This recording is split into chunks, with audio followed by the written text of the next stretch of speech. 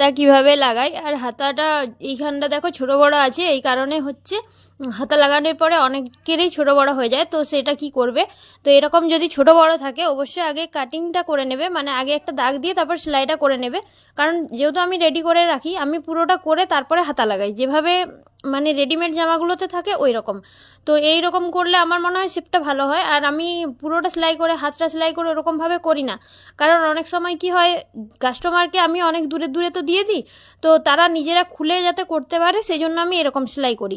ওই রকমভাবে করলে আবার টেলারের কাছে না গেলে তারা কিন্তু করতে পারবে না। আর এরকম হলে কি হয়, মানে হাতাটা একটু সাইডটা খুলে দিলেই হয়ে যাবে যদি টাইট বা ঢিলা হয়।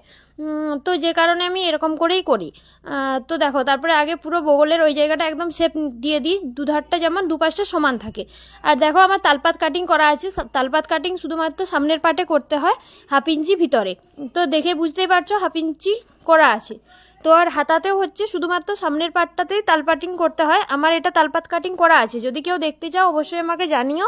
আমি এর আগেও একটা ভিডিও দিয়েছিলাম কিভাবে তালপাত কাটিং করি, তো যদি যারা দেখোনি, যদি দেখতে চাও অবশ্যই আমাকে কমেন্ট করবে।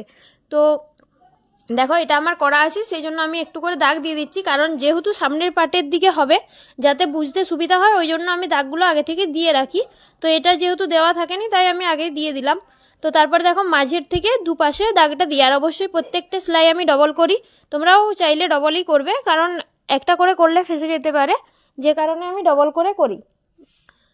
তো পুরোটা আগে এই পাশটা সেলাই করে নিচ্ছি, তারপরে মাঝের থেকে দিয়ে ওই পাশটাও সেলাই করে নিচ্ছি। তো এইভাবে দুদিকটা করে নিয়ে তারপরে সেলাইটা করি। তো দেখে বুঝতেই পারছো। তোমরা কে কীভাবে হাতা লাগাও অবশ্যই জানিও। আমার ভিডিও ভালো লাগলে অবশ্যই লাইক কমেন্ট শেয়ার করতে পারো। আর যদি তালপাত কাটিংটা দেখতে চাও অবশ্যই জানিও, আমি তোমাদেরকে পরের ভিডিওতে দিয়ে দেবো। তো কেমন হয়েছে জানিও। এভাবে সেলাইটা করতে পারো, আবার লক সেলাইও করতে পারো। তো এটাতে আমি লক সেলাই দিয়ে করিনি, তো এইখানে দেখো ফিনিশিংটা সমান হয়েছে, আর একটু হাতাটা জয়েন করতে হয়েছে।